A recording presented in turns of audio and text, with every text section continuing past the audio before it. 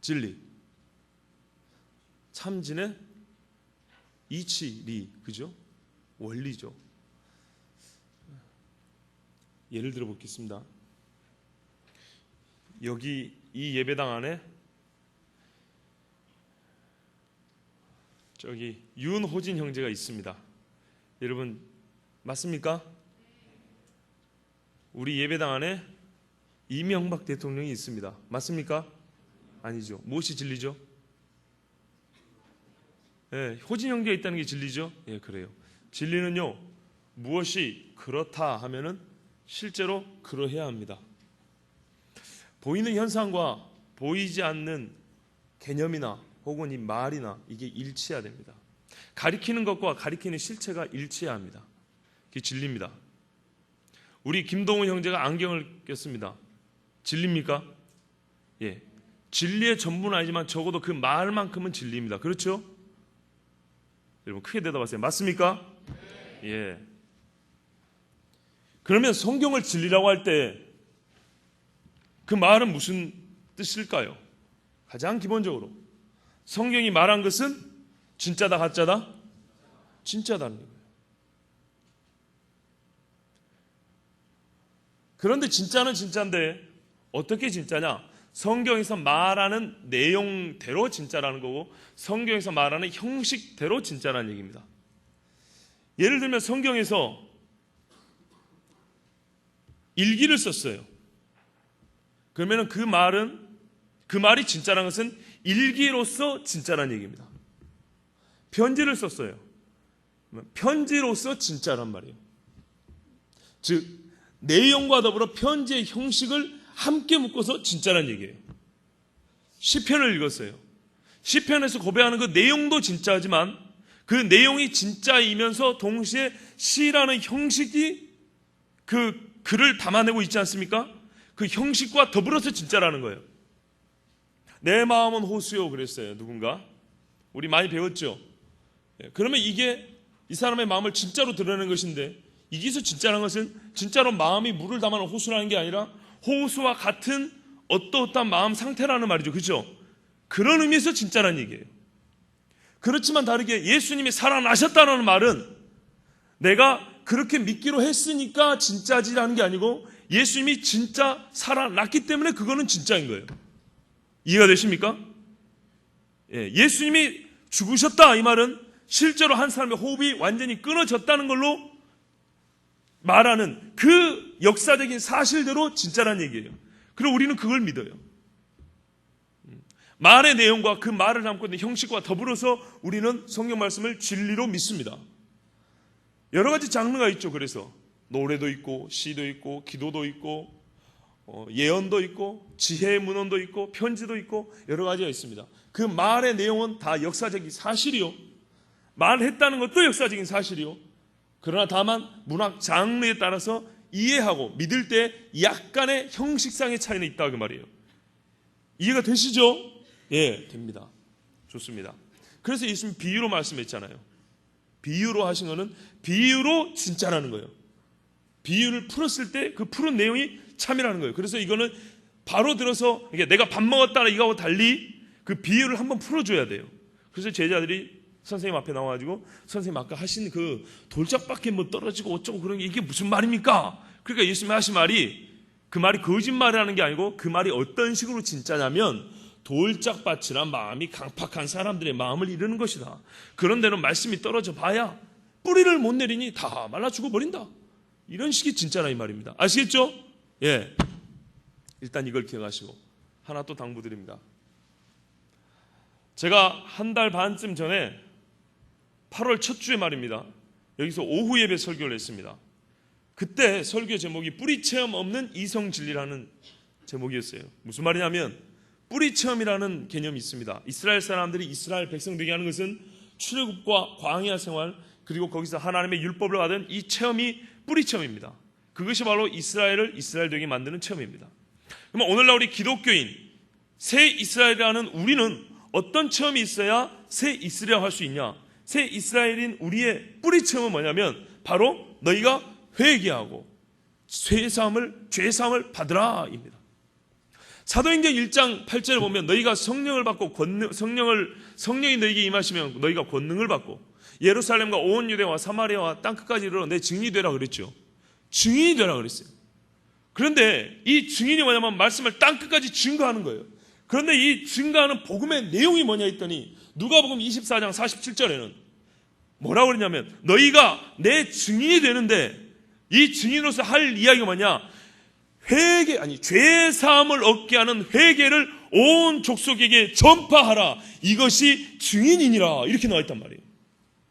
복음을 증거할 때 그래서 반드시 예수 그리스도가 우리의 죄를 위하여 죽으셨습니다, 그가 우리의 구원자입니다 할 때 그것을, 그 구원자인 예수 그리스도를 통해서 내가 구원을 얻으려면 당신은 회개해야 합니다.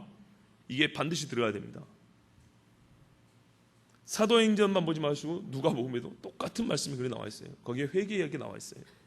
그래서 누가복음 15장 16장에 회개를 주제로 한 비유들이 여러 가지 있어서 그래가지고 우리 어른들께 그랬어요. 여러분, 회개의 경험이 없으면 당신은 그리스도인이 아닙니다. 그리스도인이 아닙니다. 그랬어요. 그러면서 여러분한테 설교할 때보다 훨씬 큰 소리로 막 삿대질까지 하면서 막 설교했어요. 그러면 반응이 크게 두 가지가 나타나야 됩니다. 베드로가 설교할 때 형제들아 우리가 어찌할꼬 우리가 죄 없는 예수를 죽였도다 가슴을 치는 무리가 있어야 되고, 아니면은 네 말이 듣기 싫다고 배척하는 사람이 있어야 되고, 둘 중에 하나여야 됩니다.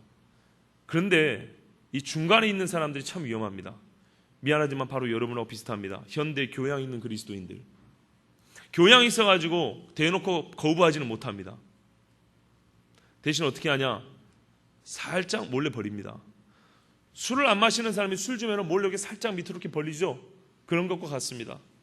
앞에서 아무리 열렬하게 열띠게 넘게 불이 쏟아지는지 물이 쏟아지는지 하여튼 설교를 막 해도 이게 오잖아요. 그러면 가슴이 대리석 같아. 매끌매끌한 대리석 같아. 대리석은 단단하죠. 단단하면서도 미끌미끌해요.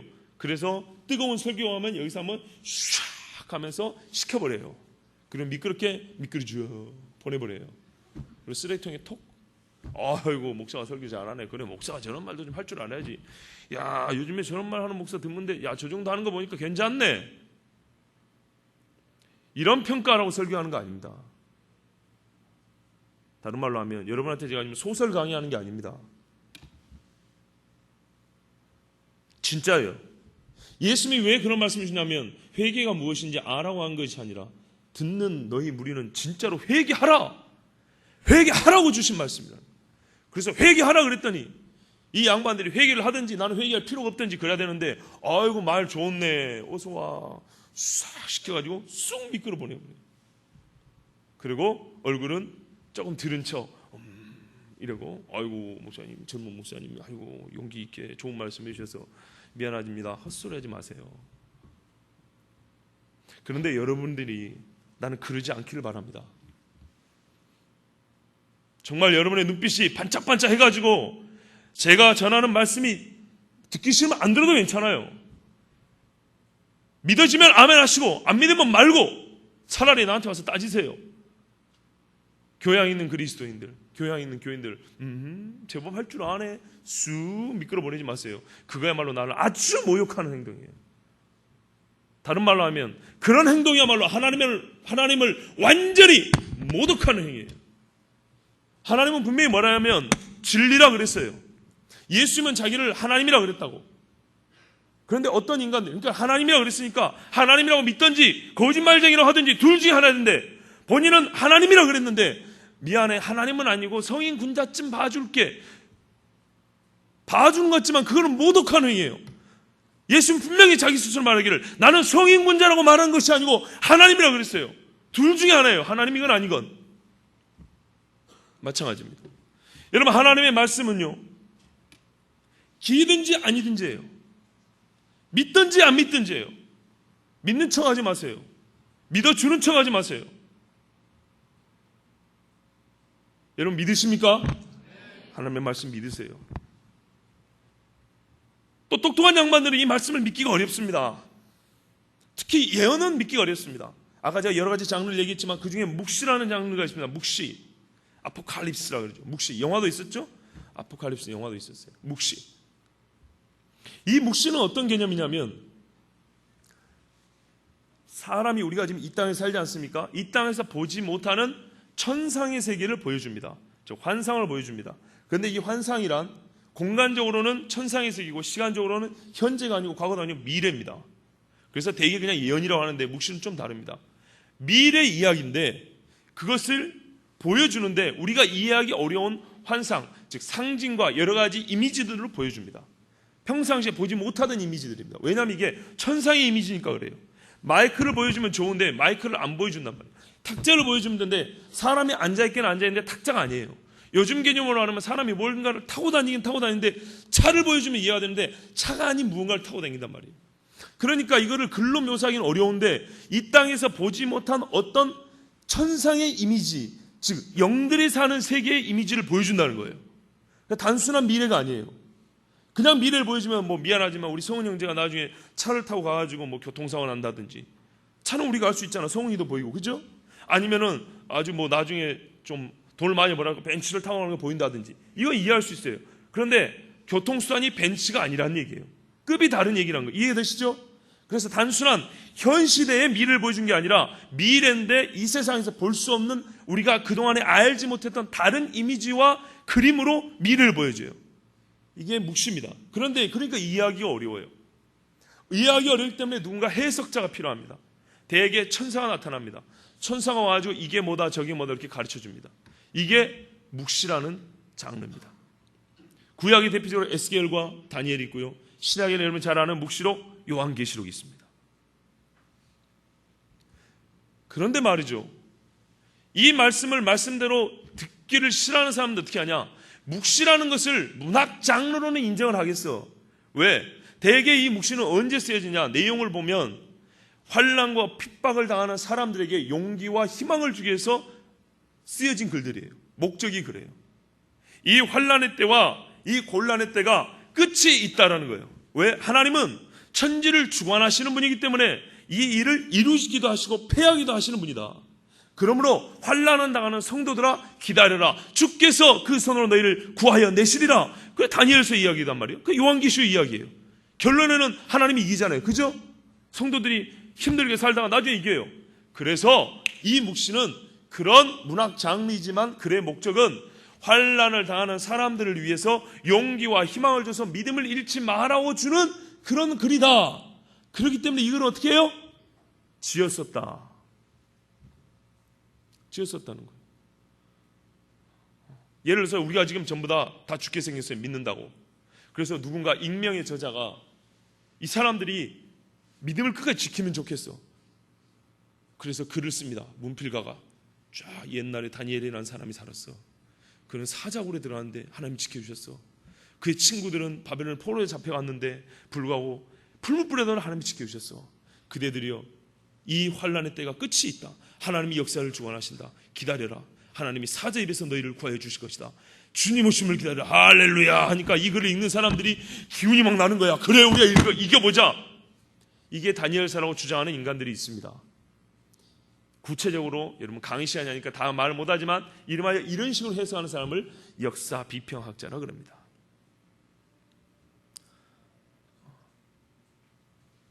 이성적으로 이해할 수 있도록 성경을 풀어준답시고 생긴 학파들입니다. 역사적으로 연구해 보겠다고. 그래서 성경 말씀의 기적과 하나님의 주권은 싹 빼버립니다. 인간적으로 이해할 수 있는. 그래서 다니엘서는 사실은 BC 6세기 경에 쓰여진 책이건만 다니엘 스스로 말하기를 자기는 메대와 파르시아, 이렇게 바벨론과 페르시아까지 살았는데 이 역사 비평학자들은 말하기를 다니엘이 그때 사는 것이 아니고 다니엘은 가공의 인물이요. BC 2세기에 유대 독립전쟁 당시에 마카베오 왕조가 독립전쟁할 때 그 수많은 유대교 순교자들이 생겼는데 이 순교자들이 그냥 죽어버리면 너무 허무하잖아. 믿음을 끝까지 지키게 하기 위해서 고대에 살았던 유명한 믿음의 사람을 가공하여 지어낸 이야기가 다니엘서예요. 그리고 이 순교해버린 사람들, 율법을 지키다가 죽어버린 사람들 그냥 죽어서 끝난다 그러면 너무 허무하니까 내세가 있다. 그래서 다니엘서에는 내세가 있는 것이고 구약에는 잘 보이지 않는 내세 사상이 있고 부활 사상이 있다. 오늘 우리 읽은 본문에도 부활 이야기 나와요. 구약의 다니엘서만 부활에 대해서 개인의 부활에 대해서만 아주 잘 나온 개인의 부활에 대해서 아주 명료하게 나온 게 다니엘서예요. 그래서 다니엘서는 BC 2세기경에 쓰여진 책으로서 그때 당시 유대교 순교자들에게 믿음을 북돋워주기 위해서 BC 6세기경에 가공의 인물을 만들어내서 쓰여진 책이다.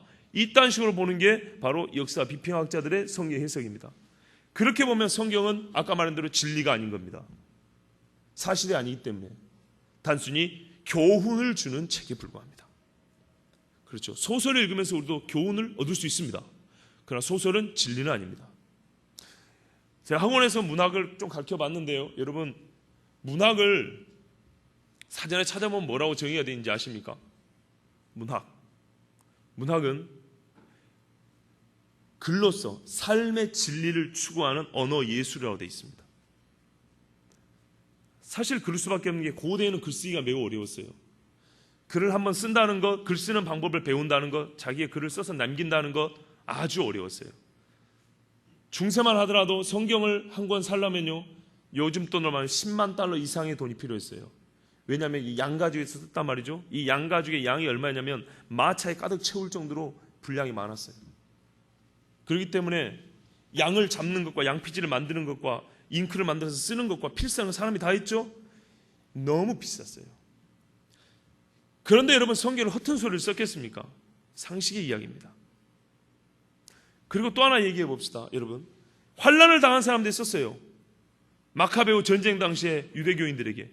그런데 여러분, 다니엘은 뭐라 말하냐면 자기는 바벨론 포로기를 겪은 사람이라고 그래요.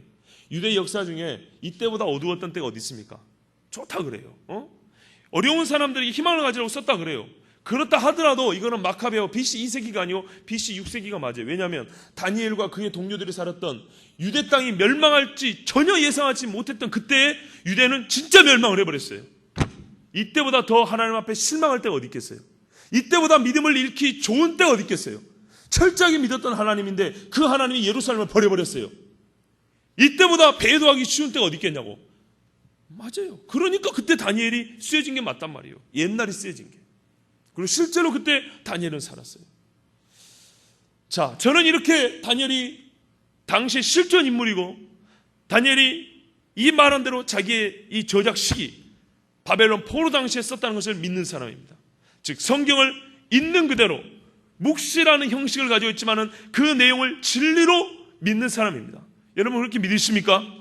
그렇게 믿는 사람들에게 오늘 설교합니다. 본문을 보겠습니다. 그때 내 민족이 호위하는 큰 군주 미가엘이 일어날 것이요 또 환란이 있으니 이는 개국 이래로 그때까지 없던 환란일 것이며 그때 내 백성 중 처음 책에 기록된 모든 자가 구원을 받을 것이라. 그때 언제냐? 이게 11장부터 이어지는데요.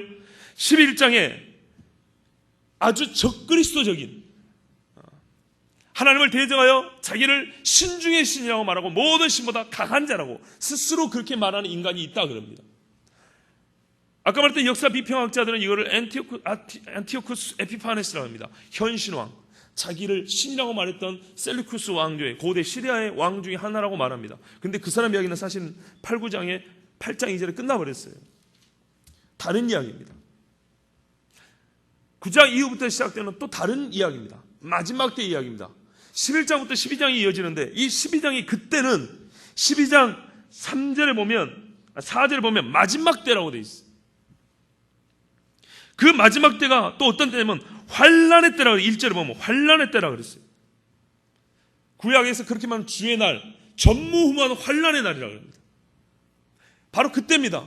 11장에서 이어지는 그 일이 일어나는 그 동시 바로 그때 그 상황 중에 마무리되고 또 다른 일이 시작되는 그때가 아니고 이 11장에서 일어나는 하나님을 대적하는 그 말도 안 되는 인간이 활동하고 하나님을 대적하고 성도들을 비판하는 바로 그 동시에 그 시대에 그때에 미가엘이 일어납니다. 근데 미가엘이 일어나가지고 하는 일이 뭐냐? 미가엘은 천군 천사장이잖아요. 근데 이 인간이 이 천사가 하는 일이 뭐냐면 환란을 일으킨대요. 천사는 사람을 보호해줘야지. 믿는 사람을 보호해줘야지. 그런데 환란을 일으킬 때 미가엘이 일어나는 것을 사인으로 해가지고 환란이 시작된다는 거예요. 그럼 하나님은 우리를 환란으로 내모는 분이십니까? 그럴까요? 그럴 수도 있어요. 그렇지만 본질상 하나님은 그걸 원하시지 않죠. 근데 하나님의 때가 됐어요. 근데 하나님의 때에 그럼 마귀를 시키겠습니까? 환란이건 복이 됐건 하나님이 천사를 시키는 건 당연하죠. 예, 그럼 미가엘이 나갑니다. 하나님이 역사의 주관자이기 때문에 하나님이 심판하는 겁니다. 근데 마귀를 시켜요? 하나님이 천사를 시키지. 히브리서 1장 14절에 모든 천사는 부리는 영으로서 구원하를 후사를 섬기라고 보내심이 아닌가, 이런 말씀이 있지 않습니까? 하나님이 천사를 통해서 신호를 보냅니다. 환란을 시작해라. 요한계시록 보면 천사들이 나팔을 불고 대접을 쏟아붓고 이럴 때 시작이 됩니다. 하나님의 신분권이 그 일을 합니다. 마지막 때에 추수하는 일꾼을 보내더니 천사로서 만국 백성을 모은다 그랬어요. 천사가 시작합니다.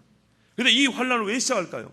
뒤에 보면 알겠지만은 믿는 자와 믿지 않는 자를 가려내기 위해서 그렇습니다. 사실 여러분, 믿음이 언제 가장 순수해집니까? 미끄러 버리지 말고 들으세요. 언제 믿음이 가장 순수해집니까? 환란을 당할 때입니다. 언제 하나님 앞에 간절히 구합니까? 배고플 때입니다. 병들 때입니다. 그러다 정신 못 차리는 사람들은 미안하지만 또 빨리 죽을 때도 있어요. 봤어요. 하나님 앞에 이 인간의 한계를 느낄 때 사람의 마음은 보다 깨끗해집니다. 환난 당한 것이 내게 유익이라. 어제 제자훈련 8기생들 시편 119편 한번 외워보세요. 시작. 이로써 내가 주의 율례를 배우게 되었나이다. 예, 환난 당한 것이 내게 유익이라 그랬어요. 이 환난 중에 성도들의 믿음은 빛나게 됩니다. 반짝반짝 빛납니다. 저번 주에도 말했지만 오른쪽이 있으면 이 오른쪽이 중립이 아니라 오른쪽이란 것은 중립을 넘어 왼쪽이 있을 때 오른쪽이 더 분명해집니다. 그렇죠? 예. 성도의 믿음이란 이 성도의 믿음을 온전히 두지 못하게 하는 반대항이 강하면 강할수록 이 성도의 믿음은 더욱 분명해집니다. 그래서 환난의 때는 고통이지만 동시에 성도의 믿음이 더욱 빛나는 때입니다. 그래서 하나님이 가리기가 너무 좋아요. 그 환난의 때가 시작됩니다. 반면에 이거는 환난이지만 동시에 그래서 복입니다. 믿음의 삶을 가려내서 어떻게 한다고요? 구원한다고요. 1장 1절의 마지막 부분 보세요. 책에 기록된 모든 자가 구원을 받을 것이라. 구원한대요. 전무후무한 그 환난의 때 하나님은 확실하게 구원의 종집을 찍는데요. 그러니까 아까 말한 대로 이 사람들은 구약에는 구원의 개념이 없는데, 그냥 죽으면 끝이라고 말하는데, 여러분 계시의 점진성이라고 들어봤습니까? 창세기를 읽고 예수님이 보입니까? 보인다는 사람은 거짓말쟁이에요. 신약에서 예수님을 만나고 나서 창세기를 보니까 그 감춰졌던 베일이 벗겨서 보이는 거예요. 하나님은요, 보여주시되 하나님이 보여주실 만큼만 보여줘요. 이게 욥기서의 주제입니다. 그렇게 따져도 네가 다 알아? 모르면 가만히 있어. 하나님이 인간 출입 금지 신만의 영역을 갖고 계세요. 안 가르쳐줍니다. 가르쳐줘서 보이면 은혜고 안 보여도 할 말이 없는 거예요. 계시는 점진적이고 하나님이 열어주신 만큼 보는 겁니다. 구약에 자기도 알지 못하지만 계시를 담고 있는 책들과 말들이 있습니다. 그러나 신약에 가서 그게 확실히 보여졌습니다. 그래서 신약을 보고 구약을 보니까 이게 감춰졌던 그 계시였구나 알게 되고, 구약을 보고 신약을 보니까 그게 이렇게 이루어졌구나, 이렇게 서로 이렇게 보는 거예요.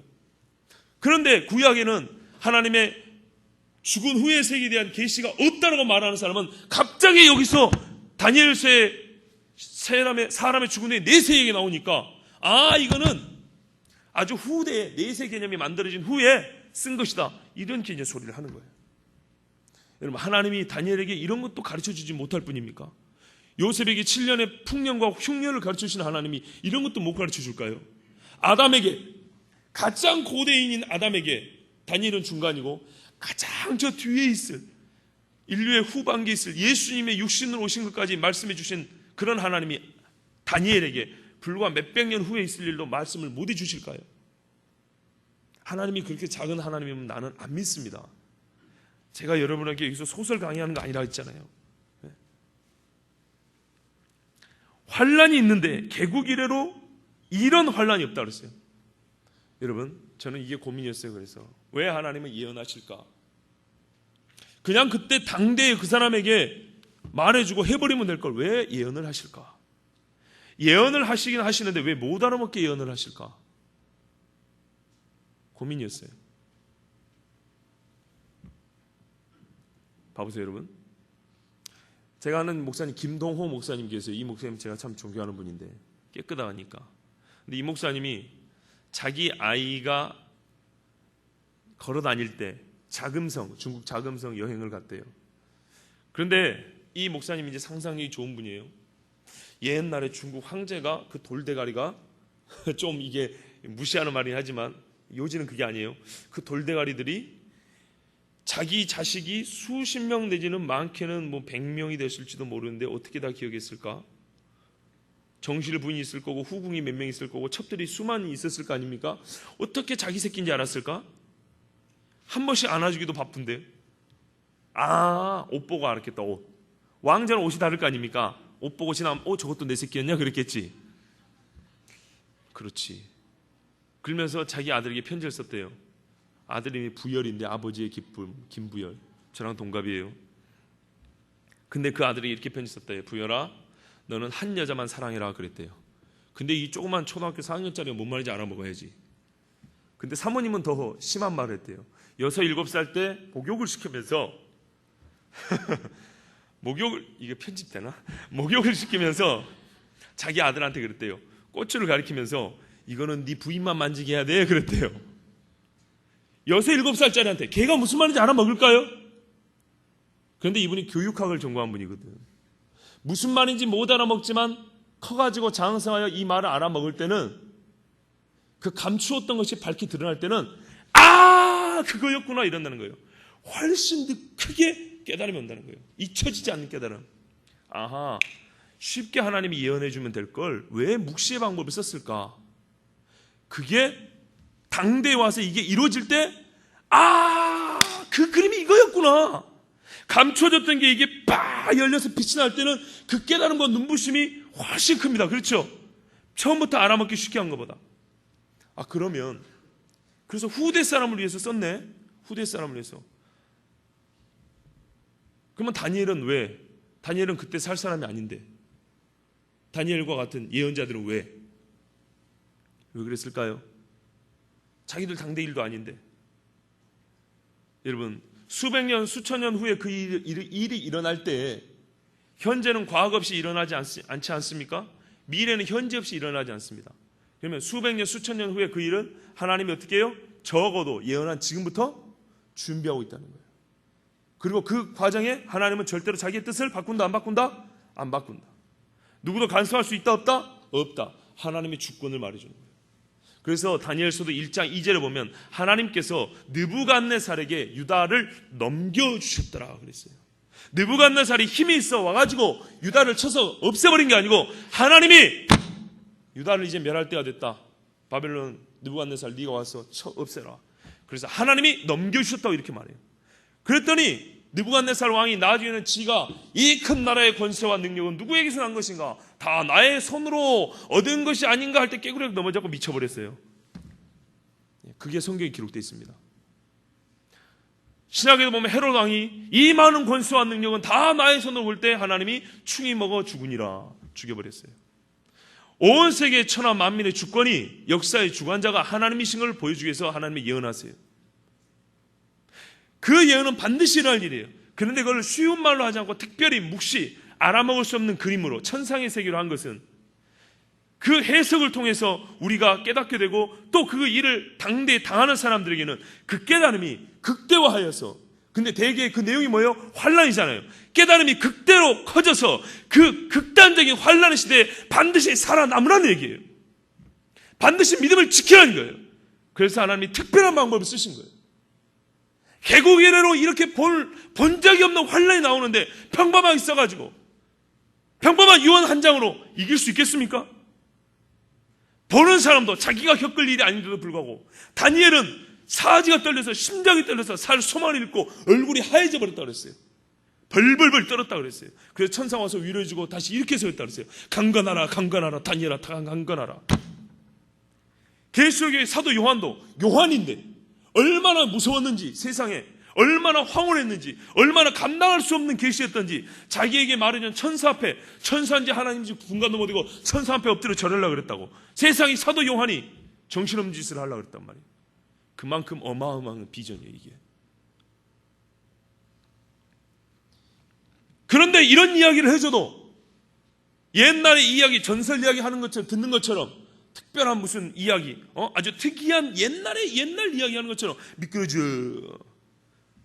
다니엘이라는 사람에서 오늘 새로운 거 하나 알았네? 절대 그 이야기 아니에요. 이 마지막 때까지 4절을 보면 마지막 때까지 봉함하라 그랬어요. 그래서 지금 우리가 보고 있어요. 이 봉함하라는 거는 덮어놓고 아무도 못 보게 하는 게 아니라 마지막 때까지 보존하라는 거예요.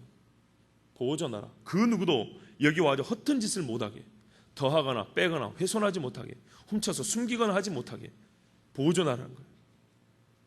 엄격하게 보존하는 거예요.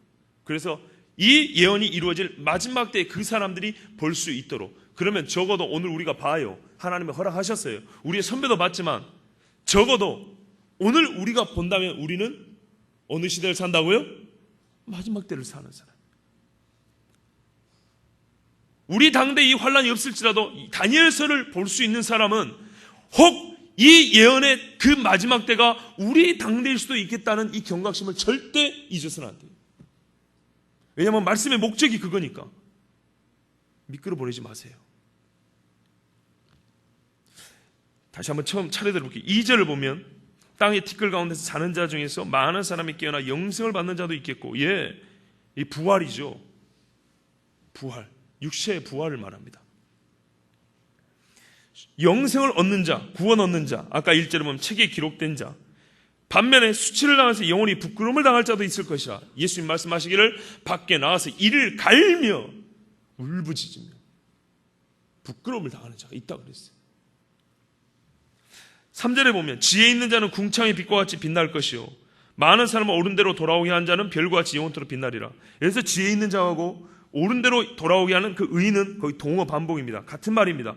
그 지혜 있는 자, 의는 궁창의 빛과 같이 빛날 것이요 그 사람은 자기만 빛나는 것이 아니라 많은 사람을 자기가 얻은 영생을 얻는 대로 인도할 것이요 곧 오늘 우리말로 하면 전도하고 선교할 것이요. 이게 지혜 있는 사람입니다. 그 사람은 어떻게 하냐? 별과 같이 빛나리라. 별과 같이. 예수님 하신 말씀에도 보면 뭐라 했어요? 의인은 하늘의 해와 같이 빛나리라 그랬다고요. 요한계시로 보면은 그 멸관을, 번쩍번쩍하는 멸관을 씌워준다 그랬단 말이에요. 특별히 이 3절하고 여러분 10절을 보세요. 많은 사람이 연단을 받아 스스로 정결하게 하며, 이게 마지막 때 일어난 일이에요. 정결하게 하며 희귀할 것이나 악한 사람은 그렇게 안 해요. 끝까지 깨닫지 못해요. 요한계시 9장에도 보니까 환란이 일어나는데 사람이 회개할까 하나님이 기다렸더니 이 사람들이 회개하지 않냐고 도리어 하나님을 욕하더라. 악한 자는 아무것도 깨닫지 못하되 오직 지혜 있는 자는 깨달으리라. 연결이 되죠? 그 말이에요. 이 글을 어떻게 왜 썼다고요? 마지막 때 지혜 있는 자, 이 글을 깨달으는 그 사람을 위해서 쓴 거예요. 누가 깨달아요? 누구를 위해서 썼다고요? 깨닫는 그 사람. 깨닫는 그 사람을 위해서 준 거예요. 그 사람이 지혜 있는데 그 사람은 어떻게 해요? 영생을 얻어요. 뿐만 아니라 많은 사람을 자기가 얻은 그 영생으로 오게 인도해요. 이게 지혜로운 사람이에요. 그러면 여러분 구원 얻은 사람들입니까? 우리가 지혜로운 사람이에요. 마지막 때 다니엘서를 읽을 줄 아는 사람이에요. 우리를 위하여 줬어요. 우리가 해야 될 일 중에 하나는 첫째, 그래서 전도예요. 요즘에 최근에 여러분 중에 전도하러 다니는 무리들이 있다고 해서 제가 얼마나 좋은지 몰라요. 언젠가 저도 같이 하고 싶습니다. 토요일날 좀 여유 있을 때 한번 같이 갑시다. 저도 옛날에 그 큰 대로변에서 막 전도하고 소리치고 제 청년 때 11년 전에 12년, 13년 그 전에 막 이렇게 했던 기억이 납니다. 요즘에 너무 반갑습니다. 여러분 지혜로운 사람들이에요. 여러분 하늘의 별과 같이 빛날 거예요. 하나님의 말씀이 그래요. 듣기적으로 하는 소리가 아니고. 근데 4절, 오늘 4절까지만 볼게요. 다음 주에 어떻게 할까요? 또 보죠. 빛나는데 하나님이 주시는 거예요. 이걸 우리 3절 하나씩 더 보고요. 하나 조금만 더 보고. 여러분 이 봐보세요. 꽤나 교양 있는 그리스도인들은 뭐라냐면 우리가 꼭 복 받기 위해서 신앙생활 하나, 복을 주시든지 말든지 우리는 당연히 해야지 그러면서 합니다. 맞아요, 틀려요? 반만 맞아요. 반만. 하나님이 주신 은혜 때문에 우리는 감사해서 봉사하고 전도하고 합니다. 그런데 하나님이 그걸로 끝난 게 아니라 네가 그렇게 하면 내가 복 준다 그랬어요. 근데 우리가 뭐 복 받기 위해서 하나 복을 주든지 안 주든지 하지, 이거는 그 좋은 믿음의 표현일 수 있지만 그걸 너무 고집을 부려버리면 하나님이 주겠다고 한 것을 거절하는 꼴이 돼버려요. 여러분, 사실 엄밀히 생각해 봅시다. 믿는 사람이 하나님이 계신 것과 그가 상 주시는 것을 믿지 않는다면, 아니 하나님이 상을 안 주신다면, 여러분 하나님은 어떤 하나님입니까? 공의의 하나님입니까?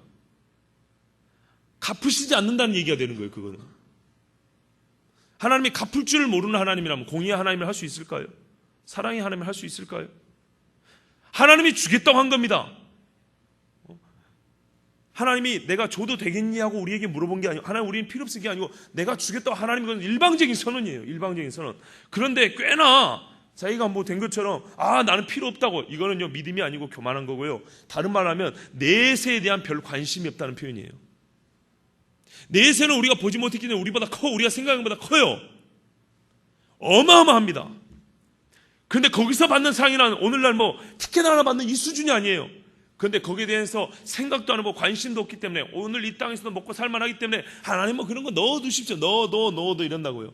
그 말 하나님을 무시하는 것이요, 공의의 하나님의 그 성품은 나에게 상관없는 것이요, 내세에 관해서도 나는 별로 관심 없습니다, 그 말이에요. 여러분 너무 믿음 있는 척 하지 마세요. 주시는 건 감사합니다 그러세요. 아멘. 하나님이 그래서 복을 주체 이 땅에서 복을 줍니다. 왜냐? 우리는 물질적인 존재잖아요. 그죠? 고기를 갖고 있는 사람입니다. 이 고기하고 상관없는 복을 준다면 무슨 소용이 있겠습니까? 하늘에다가 돈 100만 원 달라고 비행기 타면서 따갖고 가, 이러면 무슨 소용이 있습니까? 줘야지. 그죠? 그래서 하나님이 아브라함에게 복 줘서 약대가 수천 마리가 된 거예요. 하나님이 야곱에게 복 줘서 비록 그가 아내가 4명이라 할지라도 자식이 12명인 거예요. 이스라엘 민족이 조상이 된 거예요. 하나님이 주겠다 한 거는 받는 것이 그게 믿음입니다. 아시겠죠? 예. 그렇게 해준대요. 지혜로운 자는. 4절 가면 다니엘아 마지막 때까지 이 말을 간수하고 이 글을 봉함하라. 아까 말씀드렸듯이 이 글을 봉함하는 거는 지키란 건데, 그죠? 다른 말로 하면 다니엘한테는 솔직히 직접적인 상관이 없다, 그 말입니다. 이게 13절하고도 관계가 있어요. 너는 평안히 쉴 것이다 그랬죠. 미래 이야기 때문에 비록 다니엘이 두렵고 떨고 해석도 받긴 했지만 기록할 의무까지만 있고 기록하는 데까지만 다니엘의 의미가 있는 것이지, 이 일은 다니엘 당대 다니엘 자신에게는 일어나지 않을 일이기 때문에 다니엘은 간수할 책임만 있는 거예요. 그래서 다니엘에게도 하나님이, 최고의 지혜자인 다니엘에게도 하나님이 이 묵시의 내용에 대해서는 정확히 가르쳐주지 않았어요. 전사를 통해서 해석을 해줬는데도 불구하고 다니엘이 8절에 보면 천사가 대신 말해줘요. 이 모든 일의 결국이 어떠하겠나이까? 몰랐대요. 몰라. 아직 몰라요. 다시 보세요. 다니엘이 묵시를 받았고 천사가 해석까지 해줬는데도 다니엘이 그 해석을 이해를 못해요. 그러면 다니엘이 해석 못한 걸 누가 이해할 수 있을까요? 누가? 마지막 때를 위해서 썼다 그랬죠. 그 마지막 때 지혜 있는 자가 어쩐다고요? 아까 10절에 깨달으리라. 그가 깨달아요. 미안하지만 다니엘에게도 개봉되지 않은 다니엘서예요. 자기가 썼음에도 불구하고. 그것이 묵시입니다. 그렇다면 그만큼 오늘 우리에게 주는 충격은 커야 하고 오늘 우리에게 주는 의미는 어마어마하다는 얘기입니다. 근데 다니엘서를 읽을 때 기껏 지혜로운 사람, 꿈 해석했던 사람, 풀무불에서 믿음 지켰던 사람, 포로 잡혀갔지만 똑똑한 사람, 다니엘서에 배울 게 참 많지만 기본적으로 다니엘서는 묵시라는 걸 알아야 돼요.